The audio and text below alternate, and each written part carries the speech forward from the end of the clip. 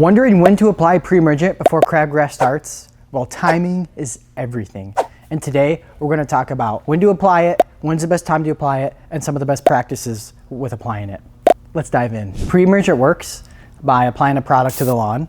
It can be granular or liquid form. And once these products are kind of watered into that lawn, it creates an invisible barrier basically on that top layer of the soil. What that's going to do is with crabgrass, you have the seeds that survive from the fall, live through the winter, and then they germinate in that springtime. Now we are targeting those seeds. The pre-emergent is going to stop those seeds. It's going to actually allow them to germinate, but when they germinate, that product's going to activate. It's going to stop that seedling from developing, and therefore no crabgrass will ever form and get above that soil layer. Now the key is applying it before those seeds wake up. And in most cases, we have found that the magic number to be 55 degrees with multiple consistent days of that 55-degree soil temperature, that is, when those seeds start to germinate in that spring time frame.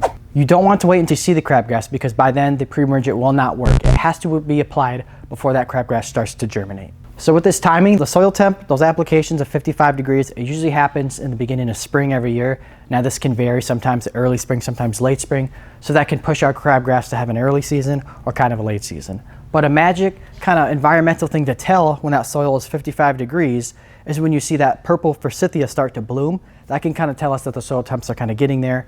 And when that starts to bloom, our crabgrass is going to begin to germinate in that same time frame. For best application practices, you want to apply crabgrass pre-emergent into one application for most cases. In other cases, you can do 2 split apps of the application within a certain distance of each other to also ensure full protection. But a very important rule of note here, with crabgrass, pre-emergent, and new seed that you're going to be planting, just regular grass seed, this crabgrass pre-emergent will also prevent the germination of your new grass seed as well. So that's a good thing to keep in mind, is you do not want to seed in the spring if you are doing a crabgrass pre-emergent on the lawn. At Lawn Doctor, we've been doing this a number of years. We know the environmental conditions in our area, and we are always monitoring those every spring to see where the soil temperature is at. So that way we are able to apply the crabgrass pre-emergent to your lawn at the best time possible, no guesswork required. Stop crabgrass before it starts.